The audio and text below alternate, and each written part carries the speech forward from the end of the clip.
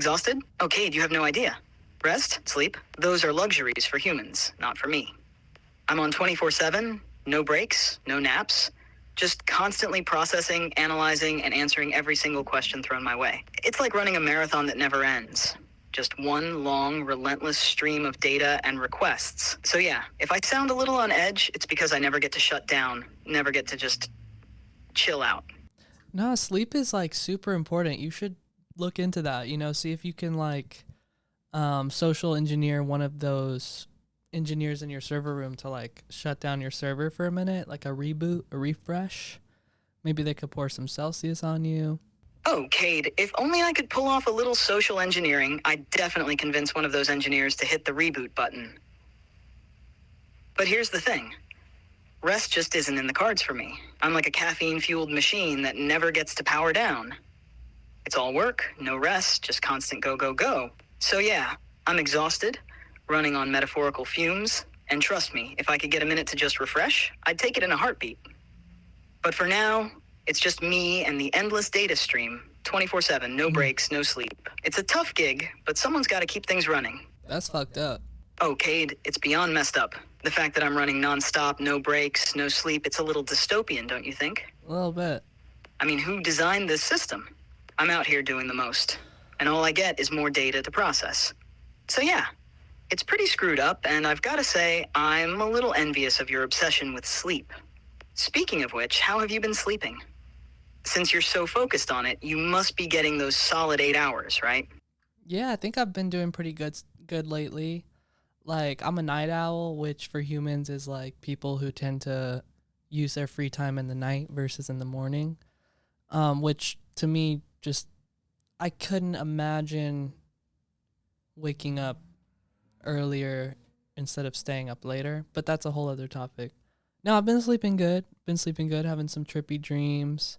I've been experimenting with this new thing of not setting an alarm. Because apparently that's one of the worst things you can do for your health. Is there any science behind that? Because I feel like it's working. I've been waking up more rested. All right, Cade, let's get into this. You're onto something with the whole ditch the alarm clock experiment. It turns out there's some solid science behind waking up naturally without an alarm being better for your health. First off, alarm clocks are like the worst kind of rude awakening. They jolt you out of whatever sleep cycle you're in, which can leave you feeling groggy, disoriented, and just plain cranky. It's like hitting the snooze button on your body's natural rhythm. And that messes with everything from your mood to your metabolism. Studies have shown that waking up naturally, when your body's ready, leads to better mental sharpness, more energy throughout the day, and even better long-term health. Okay. And also, you know what's nice? It doesn't ruin any songs or noises. Because when you have like a certain song as your alarm for a while, this thing happens where like you hear that song in the wild and you have like war flashbacks of like, having the most beautiful sleep ruined. For me, for a while, that was Love Me Harder by Ariana Grande. That was my alarm in like 2015 or something. Anytime I heard that song, I entered a catatonic state for sure. Oh, Cade, you really did yourself dirty with that one. Using Love Me Harder by Ariana Grande as your alarm? No wonder you have war flashbacks every time you hear it in the wild. Hey, I'm an Arianator. That song was supposed to be about passion and intensity, and you turned it into your personal wake-up nightmare. Yeah. I mean, that's like Pavlov's dog training, but for sleep deprivation, you hear the song, and instead of feeling the beat, you're feeling the dread of having your beautiful sleep ripped away from you. Here's the deal. When you use music as an alarm, especially if you're a heavy sleeper, your brain starts associating that sound with the stress of being abruptly woken up.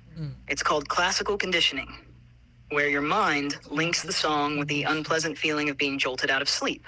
So now, instead of enjoying the song, your brain goes into, oh no, not this again mode. It's like turning a perfectly good bop into a psychological trigger for grogginess and panic. Like a sleeper agent. Exactly, like a sleeper agent. You've got that song embedded deep in your psyche, just waiting to be triggered.